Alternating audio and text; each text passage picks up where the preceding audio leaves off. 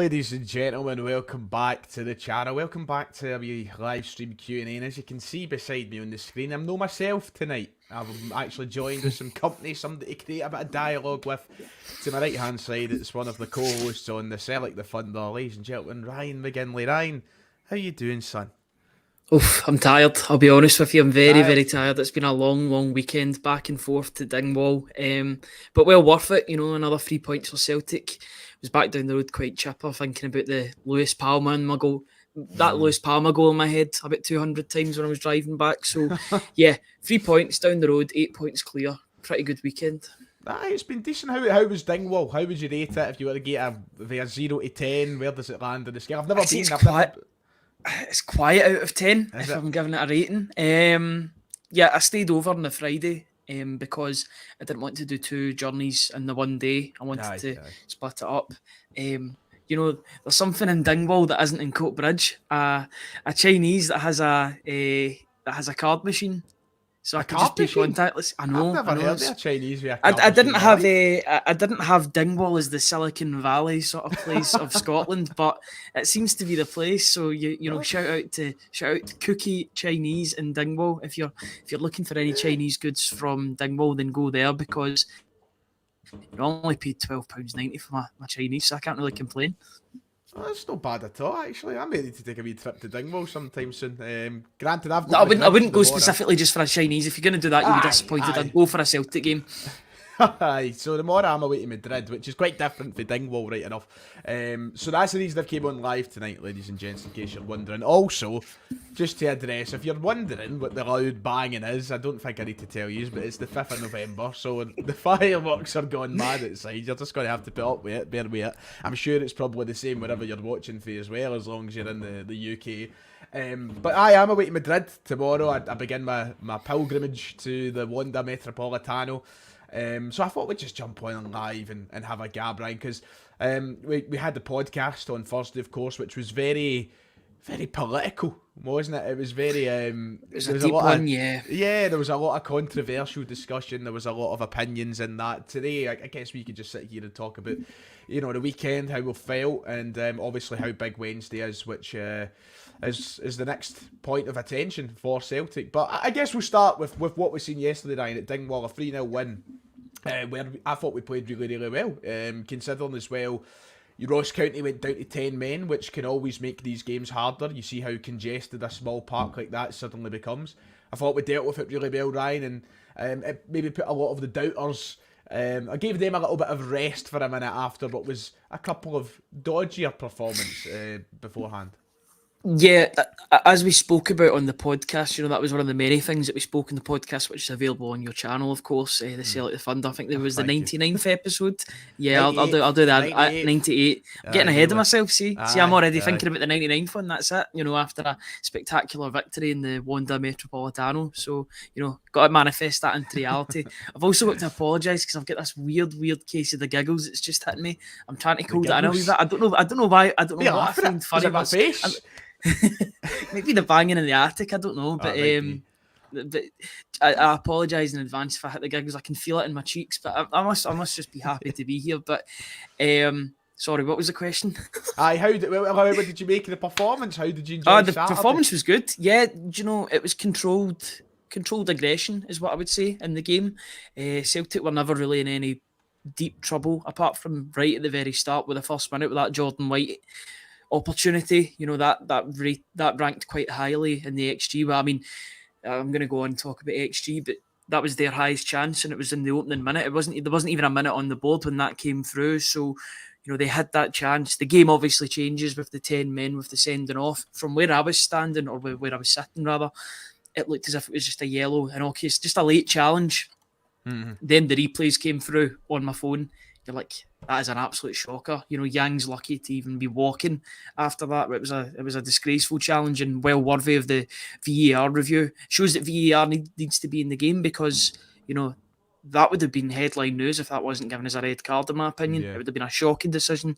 That's great that VAR can intervene and give the right decision in the end. Yes, VAR had quite a few interventions that probably would have been the wrong decision, I'd say, in the game, but I think in that case they got that one right. And yeah, it was a good performance. I was never in any real worry about Ross County coming back into the game, perhaps down to the 10 men, but 2 bits of brilliance towards the end from Lewis Palma made it, 3 goals to the good and 3 points and back down the road. Yeah.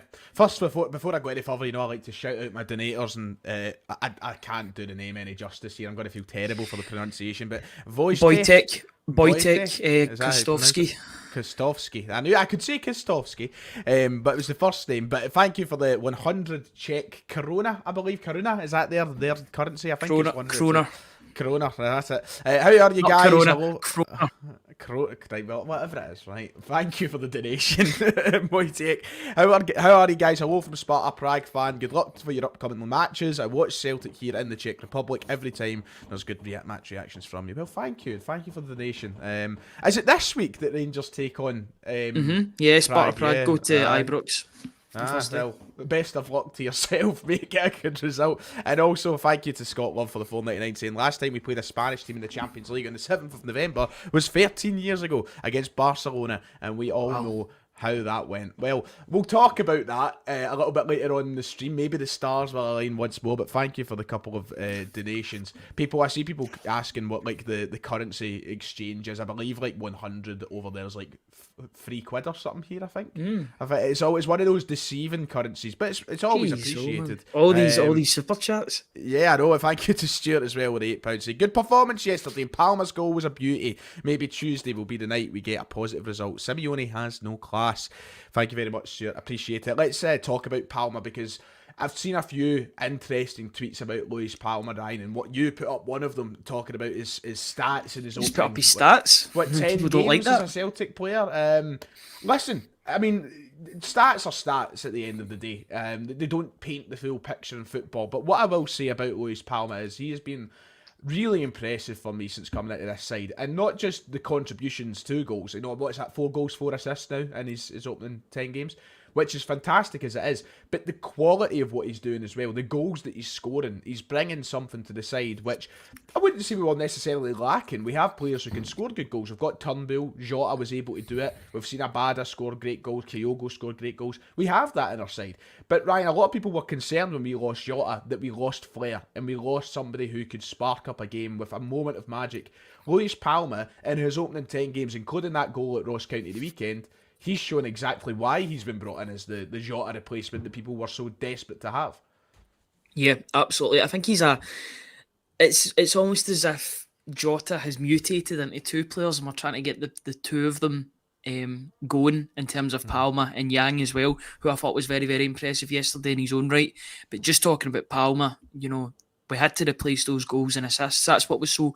I remember talking on the podcasts day upon day, both the one that I do on the Celtic Way and the Celtic the Thunder, week by week, saying we need to replace Jota's numbers, the goals and assists. There was potential. There was a question mark about Abada leaving the club as well, and then all of a sudden you would lose the 2 of those players. That's a lot of goals and assists in one season. Thankfully, there's other players that have picked up, such as Matt O'Reilly, who's scoring more goals, but you did need a replacement on the left wing. It's looking really, really good with Luis Palma at the moment. Not the same player as Jota, not comparing the 2 because I think it would be unfair. I think within time, in good time, I think he might move into that number 10 position. You look at where he picks up the ball for that second goal. He's very, very central. I think he could really, really suit being a number 10. That'd be a great way of incorporating both Yang and Palma into the same team if he was to play as a number 10. I know that's Matt O'Reilly's position. Don't move him because he's been arguably Celtic. Well, nothing, no arguments about it. He has been Celtic's best player of the season, unless you're talking about Liam Scales, which I'm sure we will later on in this video. But it'd be a good way to incorporate the 2 of them. But for the moment, Palma's definitely the first choice left winger, and he's getting the goals and assists to prove it and cementing his place. So I've got absolutely no complaints. I love the way, after he scored that goal, the way he just walked away as if this is his job. This is just what he does. He just scores worldies. He scores howitzers just like that. That's the attitude that I want to see from a Celtic left winger. And thank goodness he went to Celtic and not Rangers. Yeah, he's took to it with ease, hasn't he? Like, I mean, everybody, and that's what I love the most about Lewis Palma, is the fact that he's came in where there was already like a lot of criticism on his back, not unrightfully. You know, people were just really hung up about Jota leaving, and they weren't convinced that this was going to be the guy to really bring the same quality. But remember, after the Feyenoord game, there was already people saying he was never going to be good enough. Oh, he's people were writing him off. It was his second game. Done. Yeah, and you know, that was 2 games in, but from that Feyenoord game, where a lot of players would probably let that get them down, that sort of performance, and it might get them into a wee bit of a rut. He really just took to a, you know, what is the saying? Is it a duck to water? Duck to water, yeah. Yeah, he's kicked on. He's really found his form. And another thing that you've got to say is he's not even been a consistent starter. He's been in and out. He's played. Sometimes he's came off early. Sometimes he's been in and out around the team. It's not phased him at all. He's been a professional, and as you said, with his celebration after the goal, it looks as though he's just here to do his job, and I absolutely adore that about the guy.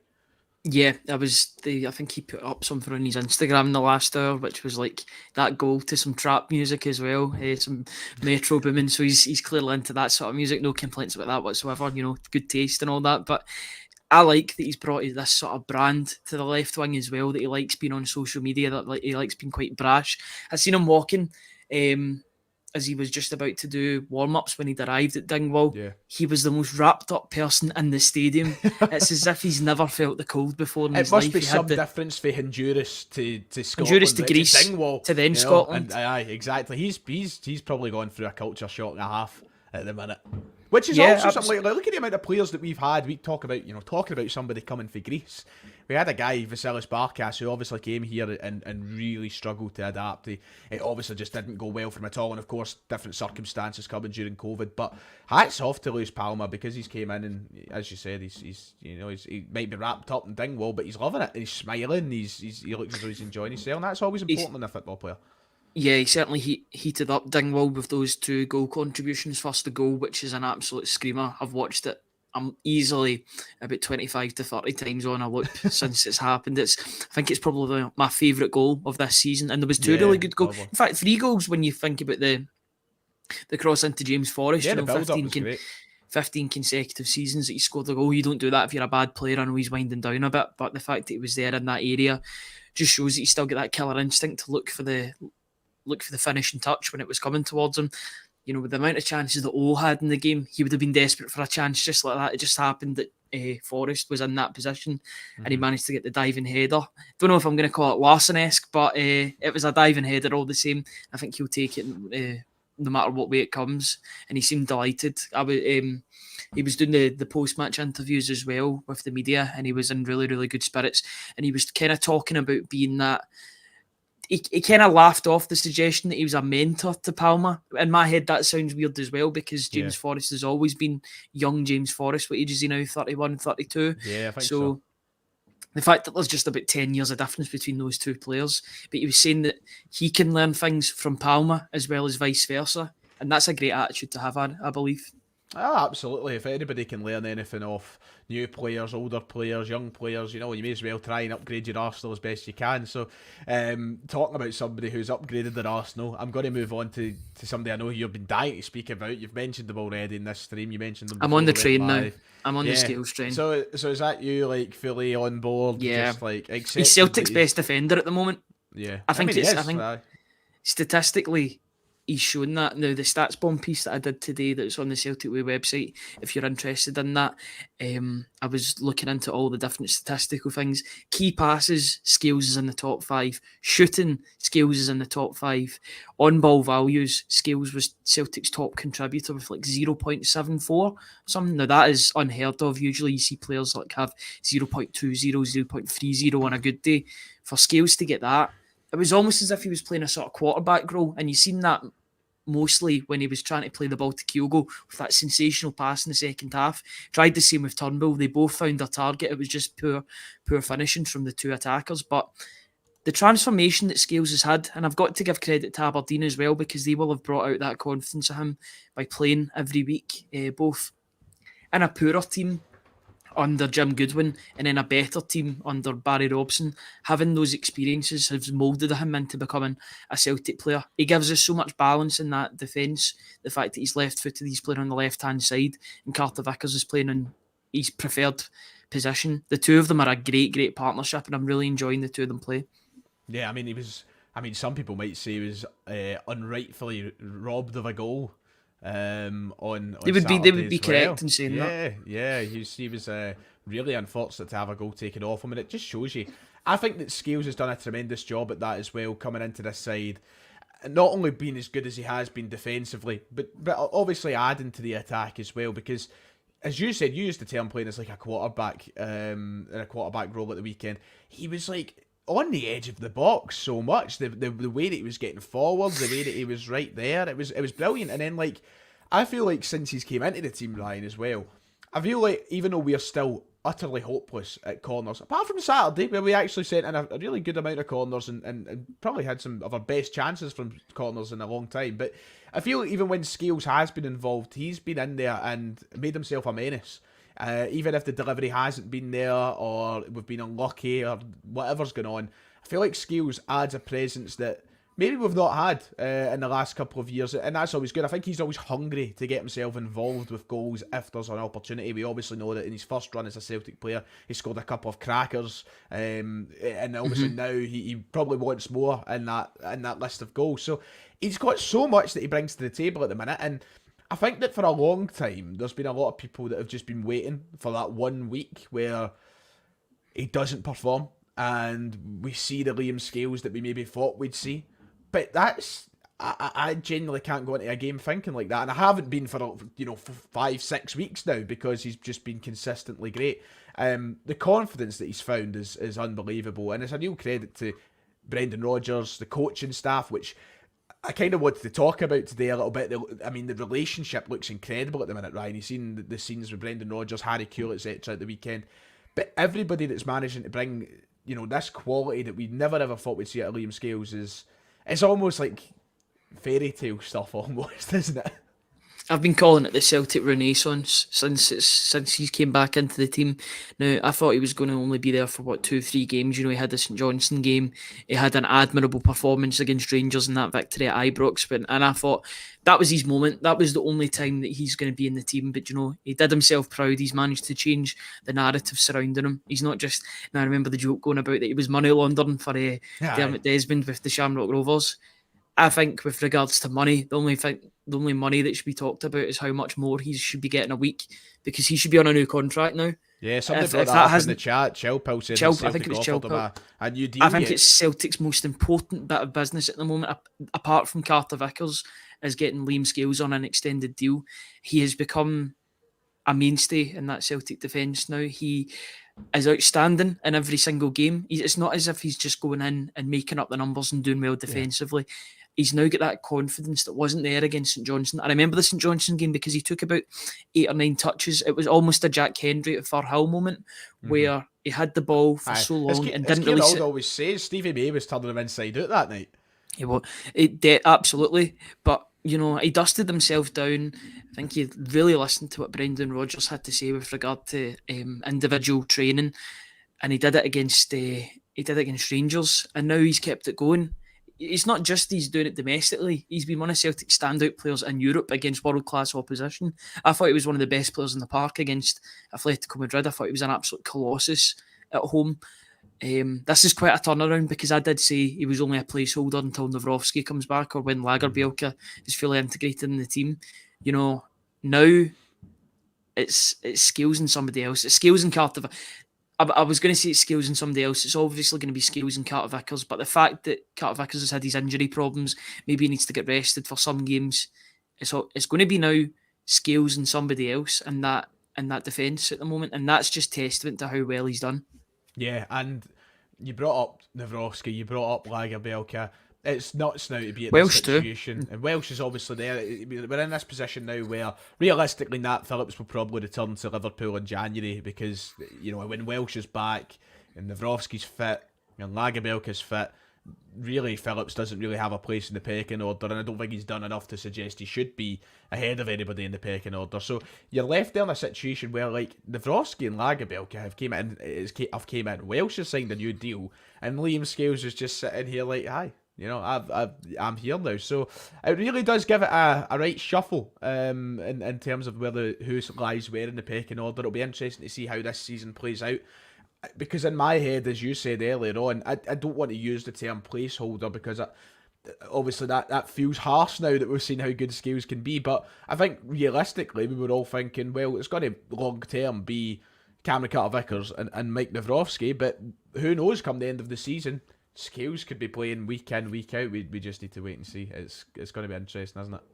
Yeah, and I think the whole situation with Lagerbielke is quite an interesting one because he's fully fit. He's been playing international football for Sweden ahead of Starfelt in some games as well, but he's not getting any game time for Celtic. Maybe this is just the plan long term. Get him integrated. He's in and about, and then once Nat Phillips goes back to Liverpool, I don't think it will be extended towards the end of the season. There's no point.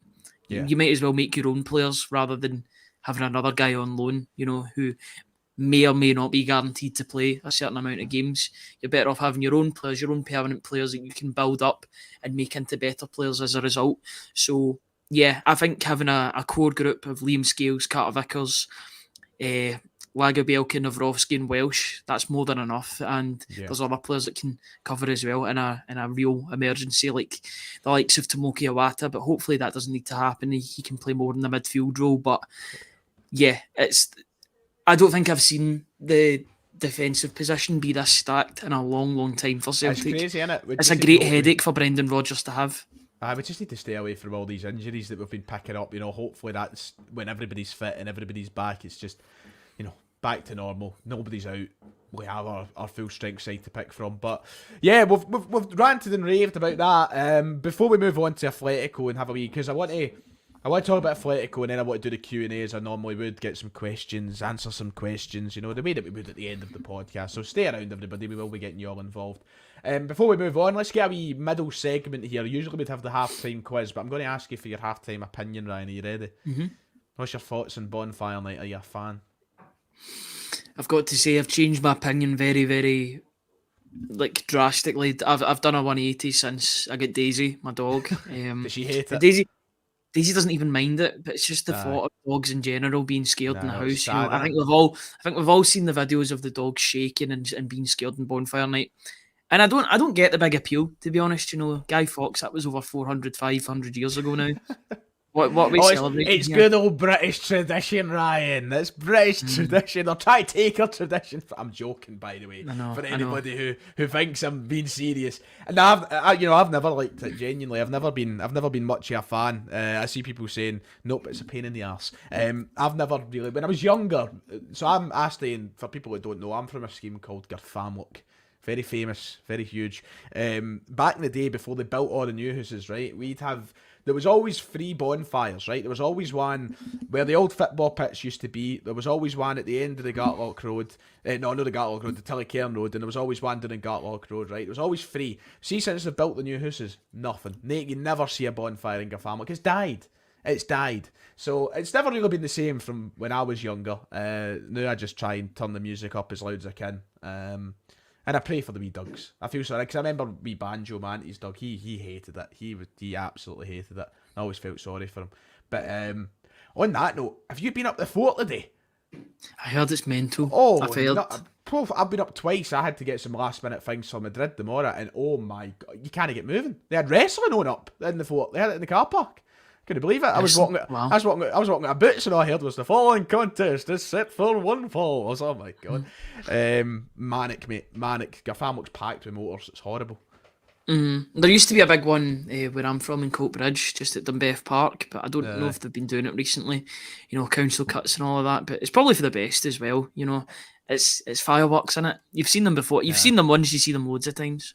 Yeah, it's just a bit boring. Anyway, fireworks. Let's hope for a lot of them on Tuesday night, because we head to Madrid. One way, hopefully. Aye. Well, listen, I've accepted my fate that I'm probably going to watch us get pumped, to be honest. But listen, Atletico Madrid get beat in their last game. Yep. I think Las Palmas they beat them at the weekend in a 2-1 defeat. So I Las don't. Palmas on Friday and Luis Palma on Tuesday. Hey, but I don't like it when the teams get beat because I feel like it gives them the motivation to like, right, okay, we need to pick up the pieces here. You know, we need to win. I feel like it gives them a finger up the backside. I don't like it, so I always get the fear when a team loses right before we play them. But listen, Ryan, if we have to go there and play anything like we did at Celtic Park, there's always a chance, isn't there? Yeah, do you know, you've always got a chance in Europe. It is a big, big ask and one of the most intimidating grounds in the world in terms of modern grounds, I would say. The Wanda Metropolitano, it's very, very intimidating for opposition players to go to, opposition managers too. But, you know, Celtic are in it. They're a good team. They're in good form at the moment. They're scoring goals, they're winning games quite comfortably. Well, they won their last game quite comfortably. Atletico Madrid have shown that they can be beaten. Celtic are a better team than Las Palmas. So, you Yeah, know, yeah. what's stopping them from getting a result? From the way that Brendan Rodgers is talking about the game as well, he wants a win. He wants to put points on the board rather than just a point. That would be a great way for Celtic to get back in the group. A real shot in the arm if they were to get a win in Madrid. It's a very much a long shot, I know that, but you know, as long as you're in it and you're in the game, then who knows what can happen. Yeah, listen, it's one of those games where I expect Atletico to really maybe try and lay an early marker because of how that game went. You've seen how frustrated Diego Simeone was. And I think that they'll probably want to prove that they are a side that can dispatch of someone like Celtic. But if we can weather any early storm, Ryan, and you can go up and use players like Palma and Kyogo when they're on form, you know, when they're scoring goals, all it takes is one chance and you can turn that game on its head. You know, somebody brought up, and I know it's very poetic and stereotypical to bring it up, well, we beat Barca 2-1. It's, you know, it's been years now. It's been, 11 years, right? So like, I think we should probably stop reverting back to it. However, on that night, we prove exactly why one chance can make a hell of a difference. If you get that first goal, it can put things entirely on its head. Madrid, they look hot-headed. Who knows? Maybe they'll go down to 10 men like Ross County did. There are so many things that could happen in the game to turn it in your favour. You've just got to make sure that you try your best to keep them out early days, wear them down a little bit. And if we manage to keep it tight, Ryan, they will get desperate. There's no doubt about it. I can see it already. I can see them getting desperate. They'll get agitated. They'll be thinking, God, Celtic of Glasgow are standing us up here. And they'll get desperate. And that's when we have the chance to pounce, Ryan, and we've got the players to do that. Yeah, I've got to be honest with regard to the group. I think Celtic are now going for third place in the group. If they're going to get anything, then third place would feel like qualification out of the group. I know it's qualification for the Europa League, but it would feel just as good as the last 16, given the way the first two results went. That draw against the Atletico Madrid, no one can take that away from Celtic. I think it's a better performance in Europe than anything Ange Postecoglou managed, and especially in the Champions League. I know they had the 60 minutes against Real Madrid of the first half, rather, but I thought it was like two good performances put into one, because the defending was good in the second half and the attacking was really good in the first half. Put it all together and it was a really, really good performance. So, you know, it's up to Brendan Rodgers to be savvy with his defensive tactics, you know, keep themselves in the game for as long as they can and hit on the counter when required. Yes, if it stays nothing each for as long as possible, then Atletico Madrid will push forward. That leaves space on the counter to go and attack or counter-attack and maybe get a goal in the game. But as long as they keep it tight and make a good account of themselves, then I'll be quite happy. If in the other result, I think you're kind of wanting... You want Feyenoord to win. You want them to win. Absolutely. You're wanting the big game to be the next one against Lazio, basically. Yeah. Not the clincher, but the one that will really decide whether or not the Feyenoord game is a damp squib. If it matters, basically, yeah, you're right. But if Celtic are in that position, if Celtic are in the position that Feyenoord matters in any way, shape or form, then they'll be in a pretty good place. That's going to be an absolute headache for me. Have I told you my situation at the Feyenoord game? Yes, you told me after the podcast. I can't believe that I booked to fly back that night for Tenerife. So I'm, part of me is like, make it a damn squib. Nah, I'd rather it meant something. If I need to fly back early, I will fly back early. My first European game was a damp squib, the Celtic v Villarreal. That's the same as us, mate. Same as me. Marcos Senna, seem to remember. Yeah, I think Sean Maloney scored. Yeah. Marcos Senna was playing. I remember him quite vividly playing for Villarreal at that point. So yeah, that was. even though it was a damp squad, but still a European night, and you still want to take one of those scalps, and they certainly did that night. Couple of comments to shout out very quickly. By the way, Plunge, no, it's not. It's a late. I think this might be. I could be completely wrong in saying this. I think this is the first time I'll be on a European away trip where we're actually kicking off late. So it's like a 9 p.m. kick-off in Spain. So that's got to be a long day of boozing, to be quite honest. So pardon me if I do any sort of match reaction and I seem in a slightly different state. But thank you to Ian as well for the £5 donation. Always a legend, Ian. It's always good to see you in here. He says, even the guys 2-0 win on Tuesday. I'm confident. I like that though. I like a bit of confidence, Ryan. I do like it. It's usually at this point I'm confident before the pessimism just comes in. And then by the start of the game I'm like that with my fingers. Mate, I just hope that I'm leaving the stadium proud of Celtic, first of all. Nothing embarrassing. But I remember last year leaving the stadium in Warsaw against Shakhtar, and it's the angriest I've ever left a Celtic game in my life. And, a point away from home in Europe, you should be leaving delighted. You know what I mean? You should be leaving the stadium like, oh, great point. That felt like a loss with the chances that we missed and the way that I cannot be bothered leaving another stadium in the continent thinking, wow, we really shortchanged ourselves tonight.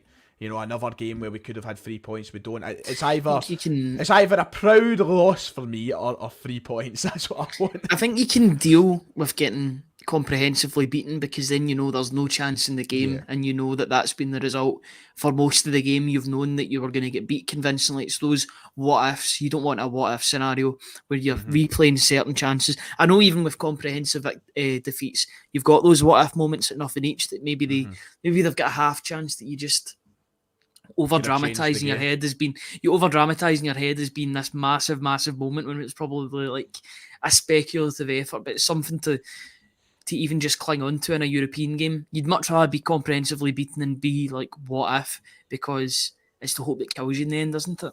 Aye. Talking about what if, that's not really a good segue. What if? No, who? Do you know what? Patch what I was going to say. What I was going to say, I'm going to be recording straight after this. I'm going to record my match preview to upload tomorrow night. So I don't want to give away too much of what I'm going to say in my video because then that becomes a pointless video. But what I want to hear from you, Ryan, is what would be your midfield three tomorrow? Because there is a question there. David Turnbull's obviously found form, but Atletico, obviously a steep rise in quality from Ross County. Paulo Bernardo, who came on for Rio Hatate in the Atletico game a couple of weeks ago, and obviously Odin Thiago Holm, who's came back and had a really big impact when he's been subbed off the bench. So there's options there for Celtic.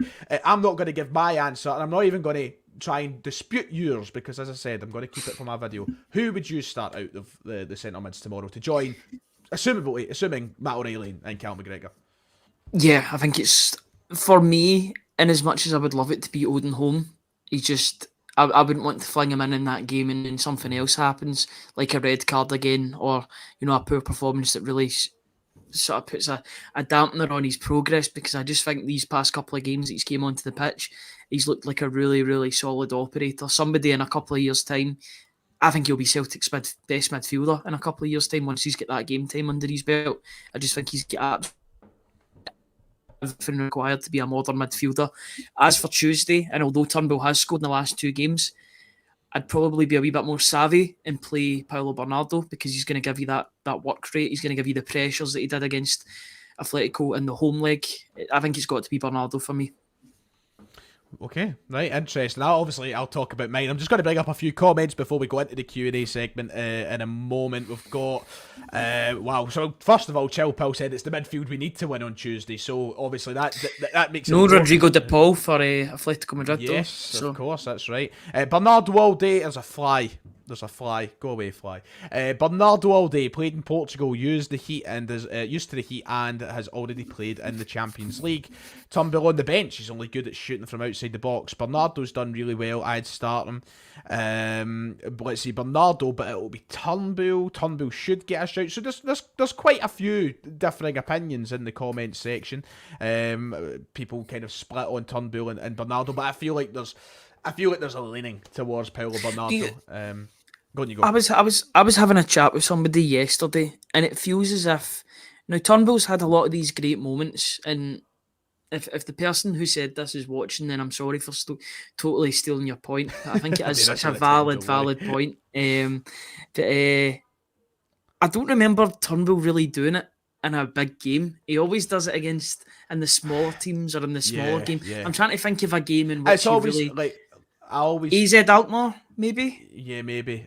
But I always hate feeling like I don't know. I don't mean to like target any players, and especially when it always feels like it comes down to the homegrown players as well. Where you're like, you're just not good enough. You know what I mean? That always feels like it's the case.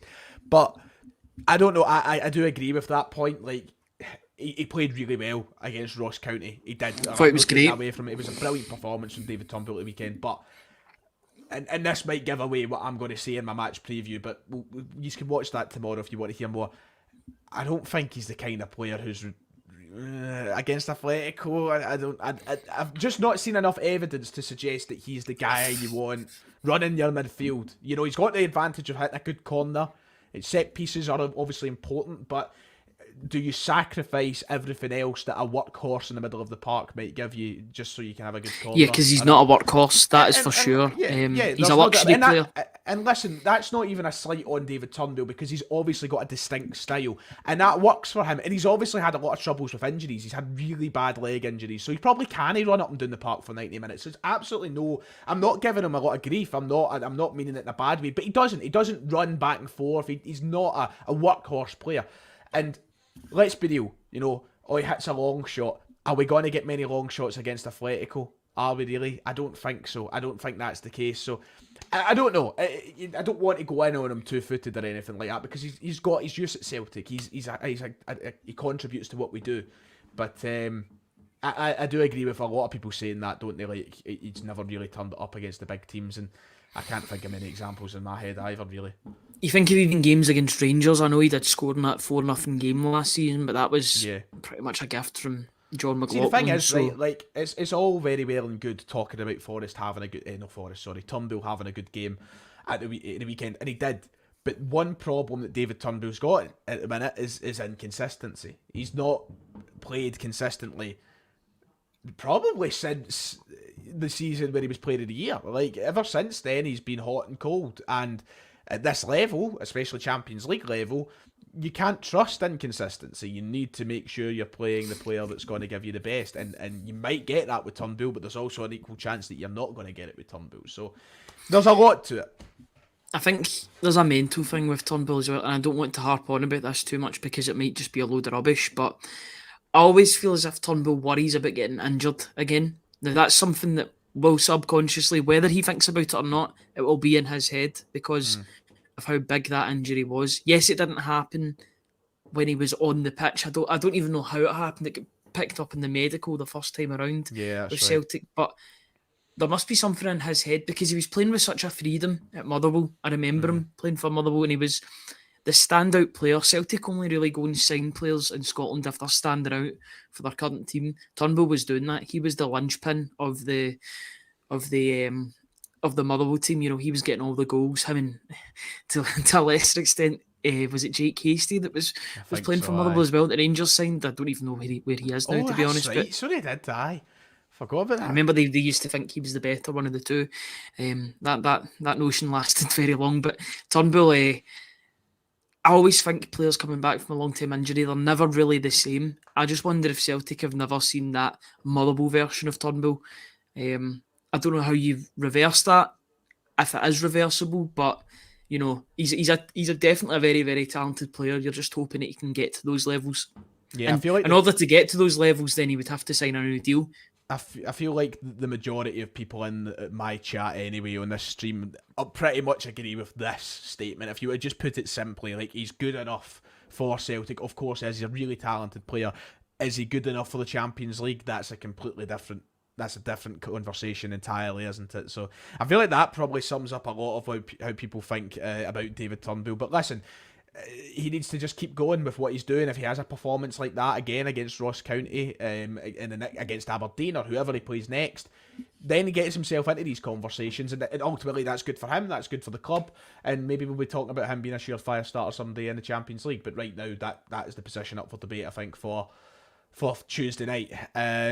I've went on longer than normally would. Usually these only last half an hour, but we're having a good conversation. I'm enjoying it. But let's get to the Q&A segment, because we've got over 260 live viewers at the minute. So thank you very much for spending your bonfire night with me and Ryan McGinley. If you haven't already, make sure to hit like and subscribe as well. Fire your questions in. Let's see. This is a great question. To start us off, and you won't like my answer. I think you'll be surprised with my answer, to be honest. Continuing the Spanish theme and off topic, what team do you think was better, the Galacticos team or Pep's Barca? The answer you choose, is it better than Pep's City team? I'm just going to kick us off and just get mine out of the way quick, because I don't like talking about Pep, you know me. But my answer is Pep's Barcelona, and I think it's better than the current Man City team. That's my simple answer. There you go. I'd say Pep's Barca team, but no, they're not better than this current Man City. Nah, I think this Manchester. You don't think that, like, Lionel depends Messi, what era. Xavi, Depends what era you're talking about. I'm talking, mate, it was only 10 years ago. I mean, come on. Pep's Barca team weren't even as good as Tito Villanova's Barcelona team, statistically. Villanova get more points than Pep that one season. That one I'm not going to go down that. It makes the Celtic against Barcelona result even better. You would rather take a Manchester City team with Jack Grealish than a Barcelona team than Lionel Messi? Now that's unfair, because you're mentioning Jack Grealish when you could easily mention Rodri or Haaland or Kevin De Bruyne or Bernardo Silva or Ruben Diaz. All fantastic players, to be fair. All fantastic. But so is Jack Grealish. Jack Grealish is a fantastic player. But no, come on. Do you think the City team is better than that Barca team? If they want to go both in like 2020, both in their prime, 2023 Manchester City Champions League final versus 2011 Champions League final Barcelona, do you think City wins that? It'd be an interesting game. I think it'd be closer than what people think. The only question is, I agree with that. Do you get an AI Pep Guardiola managing one of the teams? Because you can't have the two of them. Can you just imagine him being at the very centre, sort of going between the two sides like a floater? I will say though, before we move on to Celtic related questions, you are getting quite outnumbered in the chat. It does seem that everybody is going for the Pep's Barca over Man City, etc, etc. But listen, who knows? We'll never know. That's the beauty of football. I mean, I've got to give a shout out to. Very quickly. Shout out to Punch McNugget, because he's got the correct answer on the Lisbon Lions. But what were you going to say? That is the correct answer. Yes. I think Pep's City team's the greatest Premier League side in history. This one right now, there has not been a team as dominant as this. Mate, they just got beat off of who did they get beat off last week? Wolves? No, it was Wolves. Oh, some dominance beat off of Wolves. I would pipe down, considering you support the other end of Manchester. Listen, I'm not saying nothing. You've got Eric 10th place in charge. Whoa. Right now, behave. Right, let's get some questions. Anything that we want, anything that we need. A lot of conversation about teams now, great teams. I've seen somebody saying that that Barca team that beat Man United in 2011 Champions League final was the best ever. I don't think the invincible Arsenal team is even in the top four. That final, see the Barca, I think it was Barca Man United, and it was in Wembley Stadium. Wayne Rooney was so good that day, and yet he was chasing shadows. Robbed, wasn't he? It was like he was just so good. And I remember, like, I think it was that final. I can't remember if it was 2009 or 2011. I know we're getting really off topic from Celtic here, but it's always nice to talk about other things. I think it was that. I'm sure it's the 2011 final where Fergie said that if he started Park that night, they'd have won the game.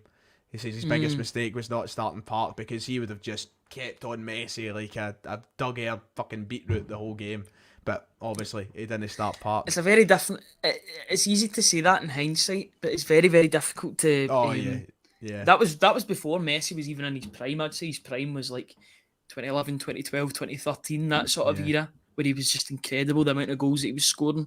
You know, I don't think that will ever be surpassed, that level that he was playing at. But you know, it's good to say that Park would be able to mark him, but actually being able to mark him is a very different story. Yeah. Right, let's get the Celtic questions in then. Logan's kicking us off. We'll probably go till... We're at 45 just now. I mean, do you mind going for an hour? Do you want to go for an hour? We'll see how we go. We'll see how we go. Right, okay. Is Nat Phillips ever going to get a run of games before he leaves in January?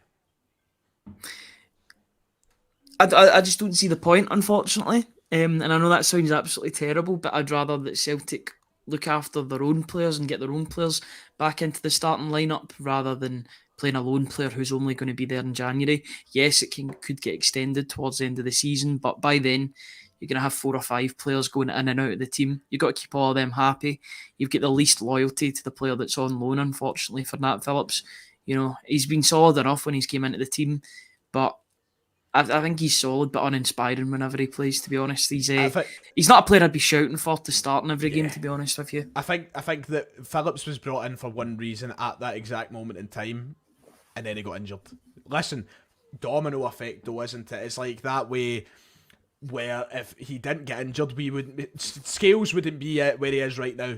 And that's not me taking the piss, and that's not me look, I'm being serious. If Phillips never came into Celtic and was injured straight away, I really don't think we'd have been where we are right now with Scales, because Phillips would have been probably straight in that team. That's why he was brought in.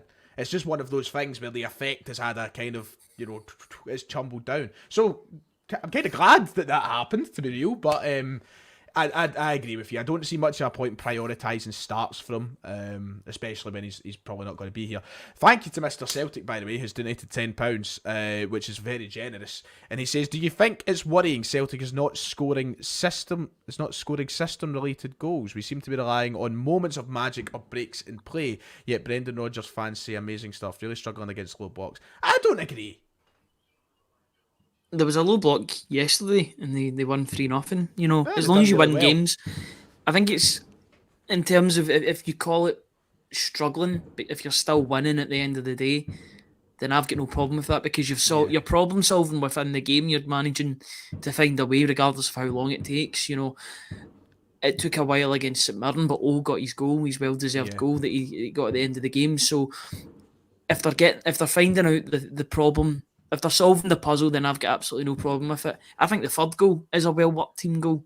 I think that's a system goal. Well, I was going to come on to saying that I think that we have had some great system goals, if you want to label it a system goal, this season. Now, I get it. I agree with Mr. Celtic saying at the start of the season, maybe not for me because I'm Brendan Rodgers' biggest fan and wouldn't dare criticise him. You get the foam finger.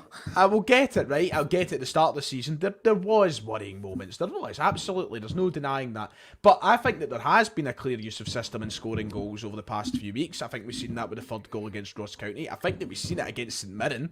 I think the O's goal was a perfect example of that. Dyson Maida should have had one at the weekend. Not Maida, sorry. O should have had one at the weekend, but Maida was offside.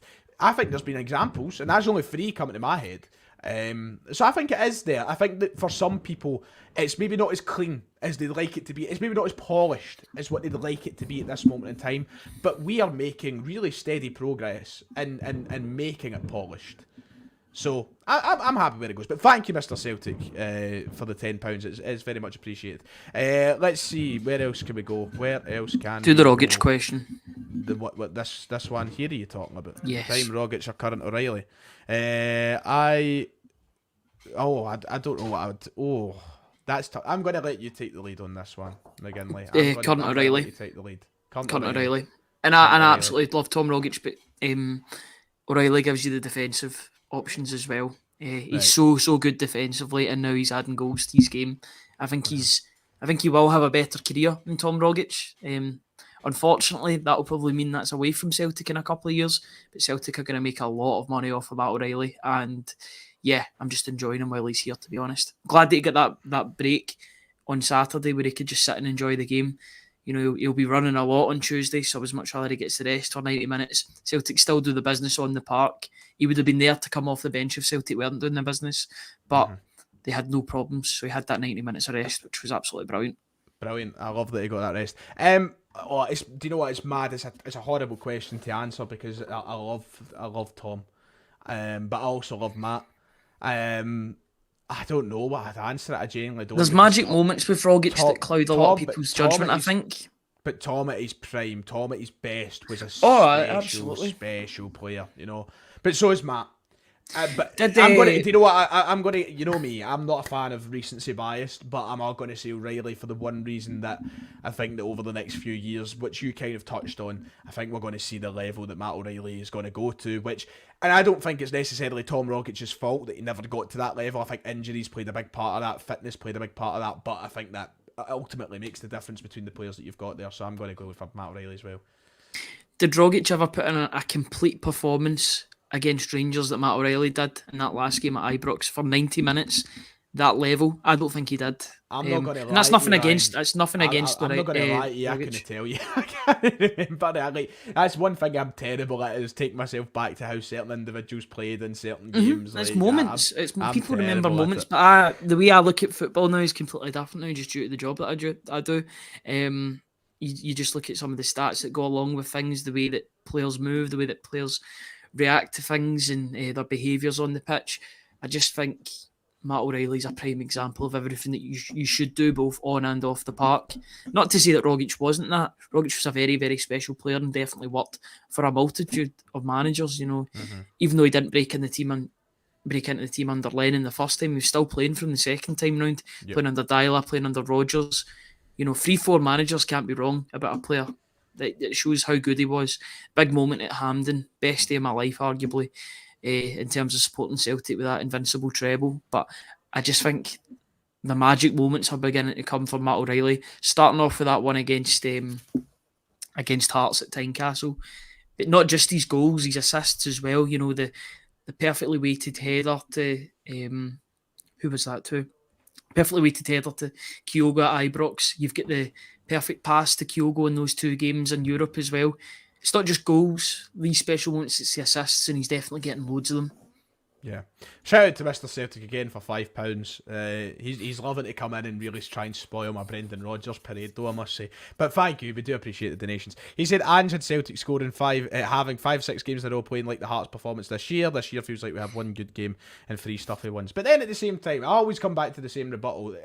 I think that I love Ange and I love this time here, but I think that some people really kind of bring a sense of I don't want to use the word lies. It's not lies.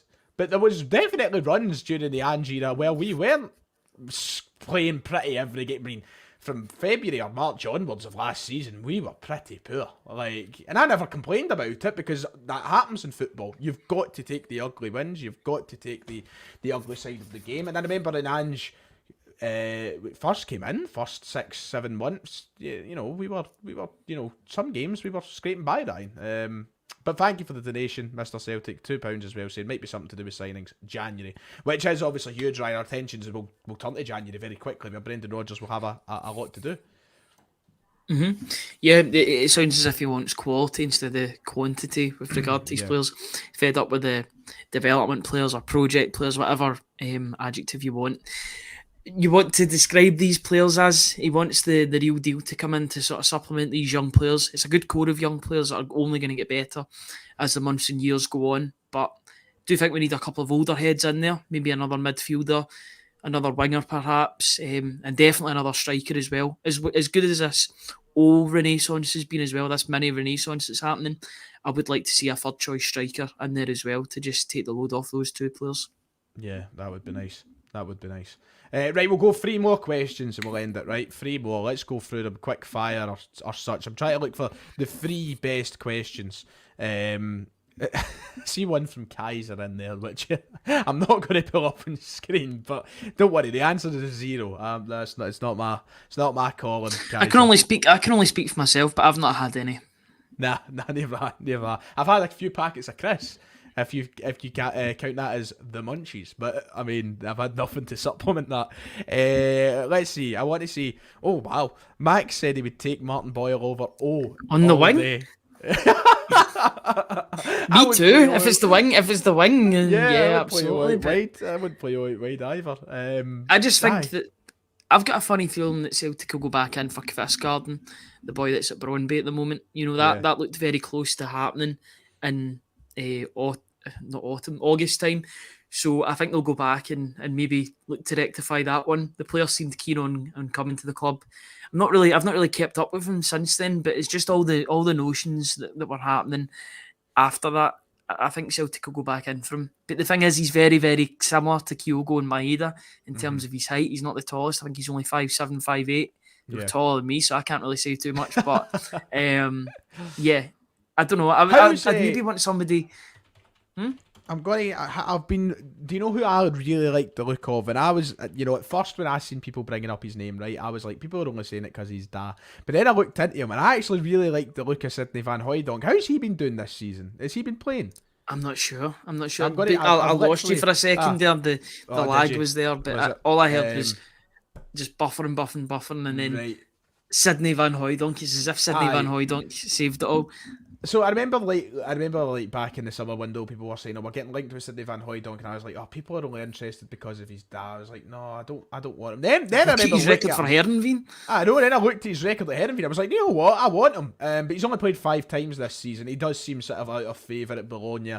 So he's someone that Celtic could potentially look at. I know there was a few people looking at him, a few German teams, a few Dutch teams, I think, as well, looking at the potential of bringing in Sidney Van Hooijdonk. He's obviously someone as well. I quite like the look of Miovski, I'll be honest. But at Aberdeen. Yeah, there's something about him that I quite like. I think you potentially put him in a better team. You could say the same about Shankland as well. Shankland is really struggling at the moment with that Hearts team. I think maybe the other end of the city might go in for him in January, if I'm being perfectly honest. But if there was a deal to be made there, then there's no doubt that Lawrence Shankland would score goals for Celtic. I don't think there's any doubt in that, because he's a very, very good finisher of the football, and if he was getting more chances, then he would score more goals. You look at his record for the likes of Dundee United, the likes of Ayr. You put him in a good team, a better team with chances in front of goal, he's going to take them. I'm not saying to go out and sign him, but if that was an opportunity, then it would definitely be something to look at least. Yeah. Somebody's asking me, so I'll get one or two more after this, but somebody's asking me, Bearded Ryan, would you rather Bearded Ryan, that used to be me. Or Brendan comes back and we only win the league? You know me. Brother, I'm taking Brendan every day of the week. Mate. Sacrificing that treble. We've got to have some seasons that we don't win trebles, because because trebles have been normalised, and it's a bit of a weird feeling. I think that trebles being normalised, right, is fantastic. I've loved it. Great. It's done more harm than good, because as soon as you're at a cup now, it's the end of the world. It's game over. You know what I mean? I hate it. I hate it when people completely lose their eye after a cup exit. And I know people might hit back and say, "Oh, Ryan, you should have seen the state of yourself during the 2020-2021 campaign." I'm like, yes, I know, but that was completely different. That was wildly different. But aye, right. We actually got a treble that season too. Yeah, if you remember correctly. Aye, that is nuts, to be fair. Right, 2 more questions. Somebody keeps asking about the Rocco Vata situation. Scored a hat-trick the other week and can't get in the mentioned this squad. in the... Did we not mention this in the podcast? We did. I mean, my simple answer to this is clearly somebody at the club, whether it be the manager, coaches, whatever, clearly somebody just doesn't think he's ready for the step up. Because if he was ready, I have no doubt in my mind that he would be in the squad over Mikey Johnson. Maybe not Forrest, because I think Brendan Rodgers has that relationship with Forrest, right? And I think that ultimately Forrest is a senior player that deserves the respect of being a senior player. Whatever your opinion is, aside of that, he's going to be treated with that respect. That's just the truth. But he would be ahead of Johnson, surely.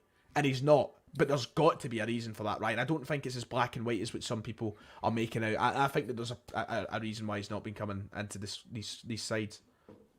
Yeah, and it's a very weird one, because we've seen him come in and out of the team. It was very similar to, remember, Karamoko Dembele had a couple of games, but he'd be playing for the reserve team at that point. For whatever reason, I don't know if it's down to contractual issues, the non-signing of a new one, either that or he's just not good enough. He's not making match day squads, and he was last season. There was a couple of games that he came on last season for Ange Postecoglou, so I don't think he's made a squad yet under Brendan Rodgers, or not one that I can remember anyway. But it's not as if he went out on loan to Admira Wacker either. So he's in this weird sort of purgatory where he's playing for the B team, he's scoring goals for the B team, he's making headlines or whatever, but he seems to be nowhere near. I mean, but the thing is, Mikey Johnson is sometimes not in the matchday squad as well. So, he's got to be overtaking a player that has actually produced at the highest level for Celtic. Yes, it was a few years ago for Mikey Johnson. Mikey Johnson scored goals for Celtic and put in good performances. I suppose so. Vata hasn't had that yet, but for whatever reason, he's not getting game time. He was getting linked with, was it Leipzig last season? that he was getting linked with. I'd love to I see think him it's come going through and get a chance. I'd love to. I just think that there's got to be a reason as to why he's not. I really can't fathom any other reason why it's not happened. But yeah, he just not. He must just not cut the mustard, and that's unfortunate for players that just come through. People think the world of them, but they can't take that final step. You know, I've been proven wrong before with players, so I'm hoping that he does the same. But at this moment in time, he seems quite far away from it. Right, last question, because he's been spamming it and we'll end on a bit of fun. Are you ready? A wee bit of fun to end this off. Cole has been asking repeatedly, he said Eduardo, actually, but Eduard, Dembele, Kyogo, bench, sell, start.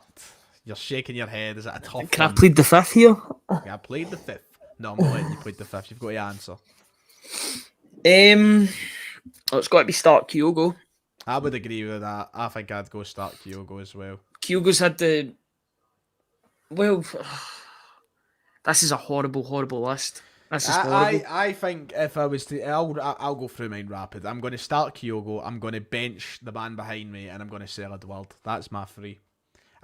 Because, you know what? Starting them or benching them doesn't make a difference to me, because guess what? At half-time, I get the other one on. So there you go. Tell you what I'll do. I'm going to do it in terms of longevity. Now, I know that players have had better individual seasons. You're not going to like what I say here. You know, I like to stir the pot a bit with some of my opinions. So, start Kyogo, bench Edward, sell Dembele. Edward did it for longer than Dembele, and his last season has clouded a lot of people's judgment on who was a terrific striker for Celtic. And I think he gets so much criticism when it's unwarranted. He was still Celtic's top goal scorer, despite apparently throwing the dummy out the pram or the toys out the pram. You know, he was trying in that. I know people think, he wasn't interested. He was still the top goal scorer. He was still putting the ball away. It just didn't help that it seemed a lot of players just didn't turn up. Him included in some of the games, I will say, yes, but you know, he did score goals in that. Dembele did it for what he did that first season was incredible. I love this comment, by the way. Dembele is a better footballer than Dembele. I love that. Dembele's second season wasn't as good as his first, but hardly anybody talks about that. It's just because of how good his first season was. That I think there's the cult hero status with that, and the fact that he's still quite active on social media with regard to Celtic. But he's my guy. Edward has probably more moments against Rangers than Dembele. It's just Dembele's are a bit louder. I've still not felt a love for a player like how I felt love for Dembele since he left. Never. There's a player comes around once every maybe decade for me, which I fall completely and utterly in love with, to the point where they make me smile when I see them touch the ball. And I feel like that with Kyogo, but just not that same. Dembele was just my guy. He was my guy, and that's the reason his shirt will always be there, because I love him. He was like my Boric, you know. 10 years prior, I had Boric. You know what I mean? I think that's how I feel towards Hatate. And because he's injured, I know what Celtic can be when Hatate's playing for Celtic, and how much he elevates that midfield when he's in there. You know, he's the risk taker. I've still managed a way to talk about Hatate when he's out injured for 2 months on a podcast. You know, that's a talent for me. It's my Hatate meter or something. It was definitely going off. I had to mention him, but yeah, he's one of my favourite players to watch. Tony, who I do the podcast with daily, knows that Hatate's my favourite player. If he has a good performance, he knows that the Monday after, I'm going to be waxing lyrical about him for the full hour. So yeah, I think with some players you just look for. I know a lot of people like strikers and like idolising strikers. For me, it's midfielders, and I just think Hatate's one of the best we've had in a long time. Well, that seems like a suitable and lovely way to end off our stream for this evening. We've went over an hour, which is insane. I was like, Ryan, you want to jump on for half an hour with me? Here we are, an hour and 3 minutes later. But it's been good, Ryan. Thanks very much for joining me this evening. No bother at all. It's been a pleasure being on. It's nice to be the or the guest rather than the presenter on a show, because, you know, even though you do the Celtic the Thunder, I've had you on the morning briefing a couple of times as well, so it's nice to have that bit of a, you know, to and fro with regard to the roles. Well, ladies and gents, I'm going to wrap it up there. Keep in mind, I won't be here, so if content's late or content's not there on Tuesday onwards, you know why. I'm in Madrid. I've got a video scheduled to go up tomorrow for the match preview as usual, where I'll talk about the game. So that'll be up 5 o'clock tomorrow. Tuesday, I will try and do some sort of match reaction. I'm going to try and put something together, maybe a wee bit more adventurous, have some wee clips, yada yada. But if it's not up on Tuesday night, it might be up on Wednesday. It just depends on the situation with signal, phone charge, all that stuff. So just bear with me. But I hope you all have a good week. I'll be back from Madrid on Wednesday night, so I'll be back in this state on Thursday. Make sure to go check out Ryan's Twitter and all the rest of it. It'll be linked in the description below. Thank you to Mac for the donation at the end as well. But for me and Ryan, that's it for this evening. Thank you for listening.